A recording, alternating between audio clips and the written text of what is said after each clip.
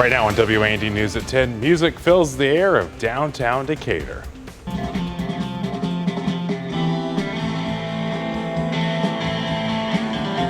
Sights and sounds from this year's Downtown Musical Festival and how organizers are reacting to the turnout. Also tonight, let's play some football. Rain postponed several high school football games yesterday, but they did play today. Dina has highlights coming up later in sports.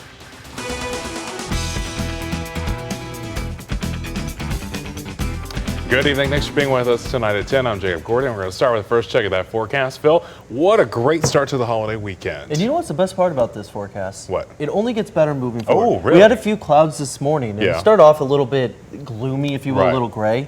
But that sun started to pop out, and that's the trend that we have moving forward. Love to hear it. Now, the best part about this forecast is, well, we got into the mid to lower 80s. Now, yes, that does meet our WAND 3-degree guarantee, which is now up over $1,100. But on top of that, temperatures at this hour are starting to cool off. We're going to see a little bit, may I say, fall-like weather going into the next couple of days. But upper 60s right now across Central Illinois, 7 degrees in Carlinville, 69 in Mattoon, even 66 in Bloomington, 67 here in Decatur.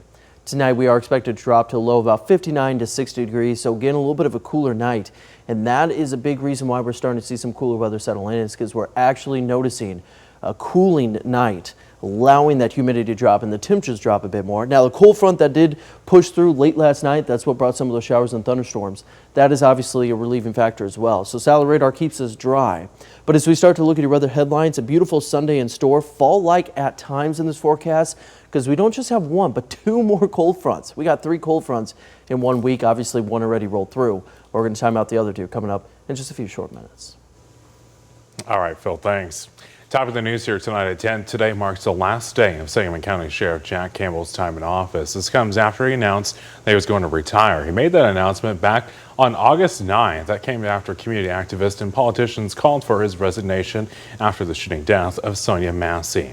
Sangamon County Coroner Jim Allman will serve as interim sheriff. He'll be splitting his time between the 2 positions. This is while the application review committee created by the county board chairman vets the candidates. Allman tells WAND News that he's welcoming the responsibility, though unexpected, and will fulfill his duties to the best of his ability.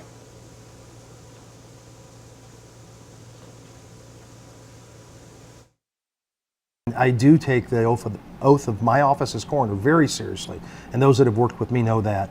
But I also take the oath of that office very seriously as well. And it's going to require a lot of additional duties, and I will be there, I will be visible, and I want them to know that they have a leader and that I will be there if they need me. Now, Allman says that he's also looking to collaborate more with the Massey Commission to be able to share their thoughts and facilitate communication. New tonight at 10, a farewell to summer in Decatur. Local artists sharing their music downtown. WAND's Caroline Reese was out at the Decatur Music Festival and shows us how the arts are continuing to grow in the community. The sounds of summer right here in downtown, the city of Decatur, keeping the arts alive. Creating community through music. They're the reason we're here. The Decatur Downtown Music Festival inviting artists to share their talents. Decatur is still rooted in music, and I think what people are doing is still trying to make it come back to life. We try to get our people in here, and we try to get outside people in here. People from the outside are coming in, and they're seeing that we have, a lot of arts in this area. The free event hopes to remind the city of their strong art culture while making entertainment affordable. Free. That's the free. That's what we want the mission to be, is free, open to everybody. I have all genres of music here, so I want everybody down here. I don't want just one certain type of people down here. I want them all down here, and I want us all to hang out and have a good time. And we want to do it for free. Organizers hope this festival sparks the younger generation to find their sound. Some of these kids that have been out here, as little kids, I've actually hired to play this event. So they kind of see that little transition in there. Some of us come from generations of playing music in Decatur, so I think it's just our responsibility to continue playing. I come from a long line of musicians, and I'm grateful that I got to be one of those young kids watching bands play, things like the celebration and stuff. So. Now here in downtown Decatur, there are artists spread out everywhere. There are 4 stages, over 30 bands, all sharing their passion for music with the community, something the city hopes to continue doing for years to come. In Decatur, Caroline Reese, WAND News. Now, the festival also featured children's area with games and activities. There was also food, small business vendors, and crafts. Well, it's all about the cheese in Arthur, the annual cheese festival underway this weekend. Most of the action takes place downtown. Today was the cheese curling championship and the cheese eating nationals. The fun continues tomorrow with a cheese carving contest and a free cheese giveaway. The festival wraps up Monday. We have more details about the schedule on our website, WANDTV.com. Just click on the community tab. From the cheese to the sweet corn, this weekend is the annual National Sweet Corn Festival in Hoopeston. It's been put on by the Hoopeston Jaycees for the last 80 years. People are able to check out the vendors, listen to the music from the grandstand acts, and of course, have an ear or two of sweet corn. The festival continues through Labor Day. Money raised goes to the Jaycees Christmas projects. Well, farmers across the country are on high alert as avian flu is spreading. Still ahead on WAND News at 10, how the U.S. Department of Agriculture is working to stop the spread. Also tonight, the original Friday Frenzy makes a Saturday appearance. Adina has highlights from several high school football games later in sports.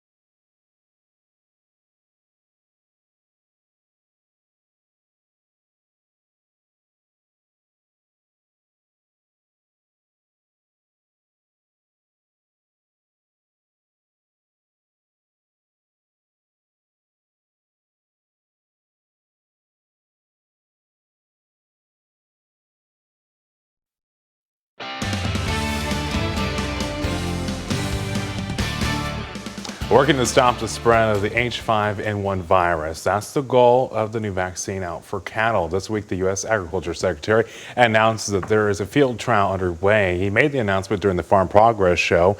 Secretary Vilsack says the virus has been showing up in dairy cows in more than a dozen states. That's why he gave the final sign-off on the next step in developing a vaccine. For safety purposes, it's the next step in the development of a vaccine which hopefully we'll be able to develop in the near term with the information that we'll get from this field trial. That will allow us to determine whether we can go to the next level, next set of steps necessary to ensure safe and effective use of the vaccine. Now, the U.S. Department of Agriculture Center for Veterinary Biologies in Ames, Iowa, will be overseeing the field trial efforts. While protecting farmers across access to crop protection tools, that's one of the topics up to discussion this past week at the Farm Progress Show. The Modern Ag Alliance is a coalition of more than 85 state and national agriculture organizations. That includes growers and commodity groups. They have teamed up with Bayer to make sure that farmers continue to have access to glyphosate, which is used to control weeds and other pests. You really need a lot of different tools in the toolbox. There are certainly other chemistries out there right now that people use to control weeds, but if you start taking away one, especially one that's extremely safe and been proven safe, and one that again has been around 50 years. Now, Ross says that there's more work being done at the federal level. The alliance is hopeful that the legislation will be part of the Farm Bill, which is set to expire at the end of September. We've already seen one cold front roll through, but we got 2 more on the way. So what does that mean as far as temperatures, as it's already sitting around our seasonal average, which is in the mid to lower 80s? We're breaking that down and tracking another opportunity for rain, though, coming up after the break.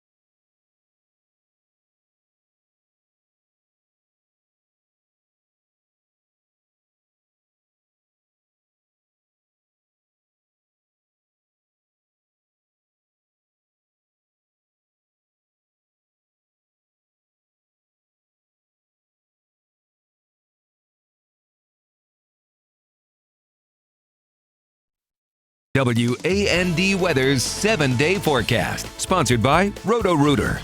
10:13 here on your Saturday evening, and it was a beautiful day. Yes, we had a few clouds in the morning. The sun eventually broke through in the afternoon, and tonight we're noticing clear conditions and perfect conditions for the concert or the activity right now going on at the Devon Lakeshore Amphitheater. So we take a live look there. Not much of a breeze, and that's okay. Relatively speaking, lower humidity than what we've seen the past several days. So temperatures in the upper 60s at this hour, even 68 down towards that I-70 corridor, 69 in Shelbyville and Mattoon, 67 here in Decatur, even 63 up towards Watseka. Everyone tonight will be right around that 60-degree mark. I think in some cases upper 50s, maybe 58 to 59. But again, there's just not a whole lot of wind, which is fine because we're not dealing with the heat and the humidity. It was a little humid out there nonetheless, especially earlier this morning until that cold front rolled through. So satellite radar keeps us dry right now. But this is the cold front that brought that relief early, about mid-morning, even into the early afternoon. And as that continues to push off further to the south, we have a second cold front that's going to roll through off towards our northwest. And here's the best part about this. That's not the only one in this forecast either. No, we have this one in addition to a third one that's going to roll through later on this week. So as we look at Futurecast, cold front rolls through. Something to keep a note of, we are pretty much bone dry for most of this forecast until that third cold front rolls through, which isn't until the back end. So up until about midweek, we have an area of high pressure to start the work week, and it stays there until about Tuesday, even into your Wednesday. But Wednesday, as we start to keep our focus up towards the northwest, because keep in mind, not much going on here in central Illinois, other than nice, cool, pleasant weather. You start to see some rain chances starting to form up towards the plains, even, of course, Minnesota, the Dakotas, and that's where that cold front, the third one and the final one of this forecast, starts to roll through by the time we get into Friday. Now, Friday is one of those days where if it rolls through in the morning, that'll impact temperatures a little bit. But I do think that cold front holds off into the afternoon, but we get rain chances in the afternoon into the evening as well. And that's going to limit some of that daytime heating. Long-winded way of saying expect cooler weather in this forecast. We're not going to be talking a whole lot about feels like temperatures. We're not going to be talking about the heat and humidity. We get a little bit of a break. And so I want to take this moment to focus. Tomorrow, obviously September 1st, average high in September starts off at 82 degrees. By the time we get halfway through the month, average high is 78 degrees. And then by the time we get to September 30th, it's 73 degrees. Our average will continuously decrease nearly every other day moving forward. So what does that mean? If you see that 8 to 14 day outlook, take it with a grain of salt, because it's not going to count for that average high that's starting to dip. So over the next month or so, that 6 to 10 or 8 to 14 day outlook that many of us do look at, and even we show here at WAND, will continuously show above average temperatures for the most part. Again, our average is dipping, so that's no surprise there as we move forward. So tonight, 59 degrees, nearly 60, clear and calm. As we start to look into your Sunday, lots of sunshine. Temperatures once again into the upper 70s, pushing close to 81 degrees. I think many of us fall shy of that, but there is going to be a little bit of breeze out of the west and northwest. That 70 forecast, well, it doesn't get much better than this. Labor Day, 75 degrees, nothing but sunshine there. We have a few clouds as we start to get into your Tuesday, even into Wednesday. There's still going to be quite a bit of sunshine on the occasion as well.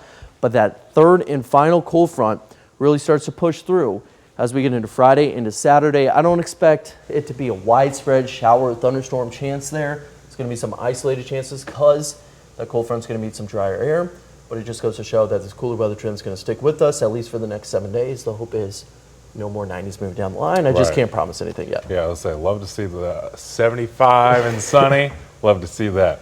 I know someone who might be a little keep an eye on that Friday forecast of a chance of rain. Yeah. I know. Yeah, you she's know, kinda high school staying over football there, around. They just had to deal with some yeah, postponements so, in those. All right. Hey, speaking of high school football, still ahead here at 10. Several area high school games actually taking place today. Adina has highlights and how you can vote for the top play of the week.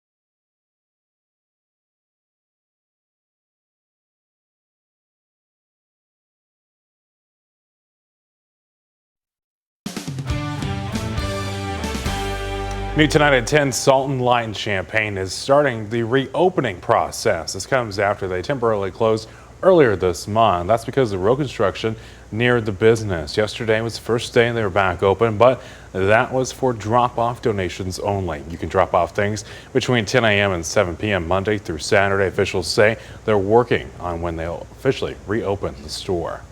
Well, are you looking for a way to give back? Well, the WSOY Community Food Drive returns this year. On Friday, October 4th, people can drop off donations at the Airport Plaza, Kroger on Route 36. The drive will be from 6 a.m. to 6 p.m. This year, you can also have a competition between schools in Macon County. Again, the drive, Friday, October 4th. And make sure to stick around for sports. Rain and Lightning played spoiler last night for teams for their season openers. After the break, we'll check out several games from around the area that took place today.